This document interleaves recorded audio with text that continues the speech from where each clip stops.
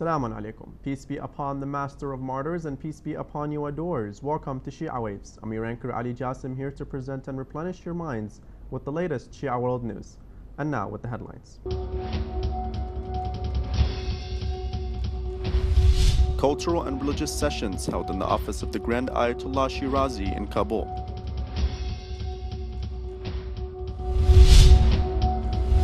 ISIL using Saudi-supplied weapons in Iraq.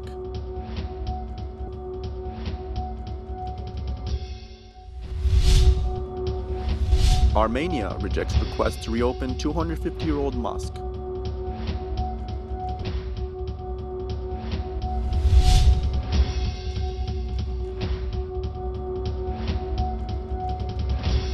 Various cultural and religious sessions are being held on a weekly basis in the office of the eminent Grand Ayatollah Sayyid Sadiq Shirazi, may Allah prolong his life, in the Afghani capital of Kabul. The sessions, which are held on every Thursday, are attended by a large number of Ahlul Bayt followers, along with the attendance of many scholars, high-ranking people, and Hawza students. In the sessions, many social, religious, and doctrinal subjects are discussed, along with reviving the anniversaries of the Ahlul Bayt, peace be upon them, and reciting eulogies.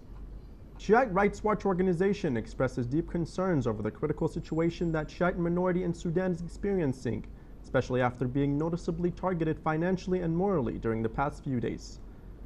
Shiite Rights Watch representatives in Sudan said that many Shiite people have been harassed due to their doctrinal background, adding that this will pave the way to targeted attacks against Shiite civilians by extremist groups.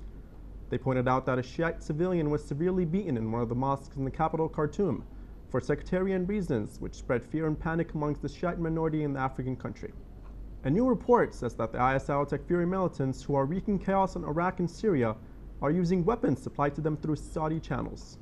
The report, conducted by the London-based small arms research organization Conflict Armament Research, documented arms captured by Kurdish forces from terrorists over a period of 10 days towards the end of July.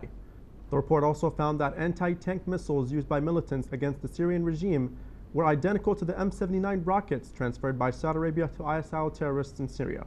Human Rights Watch has called on the Bahraini regime to release 13 rebels serving long prison terms in the country. The Deputy Director of Human Rights Watch's Middle East and North Africa Division said that these men are in jail only because they strongly called for democratic reforms. Dozens of Bahraini prisoners have been on hunger strike since late August against their detention.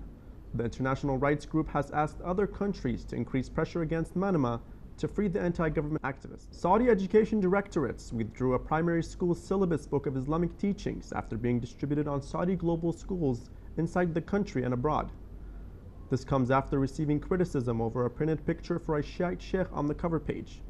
It is to mention that Shiite people in Saudi Arabia suffer from continuous harassment and oppression for holding peaceful protests in the region. More than 160 Shiite Muslims were martyred during 1 year due to Takfiri terrorist attacks in Pakistan. Official sources said that among those who got martyred were eminent scholars, doctors, engineers, and lawyers.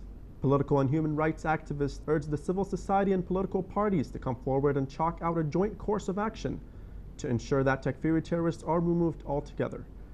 Shiite people in Pakistan were being made targets because the terrorists saw government's inaction as a green signal to them to continue Shiite genocide.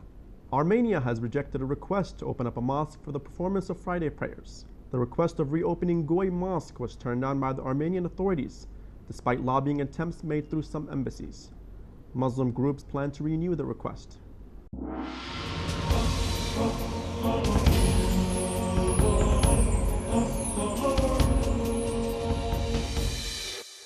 We have reached the end of our news show. Thank you all for joining in with us, and as always, remember our dua to hasten the reappearance of our beloved Imam Mahdi, peace be upon him. Wassalamu alaikum wa rahmatullahi wa barakatuh.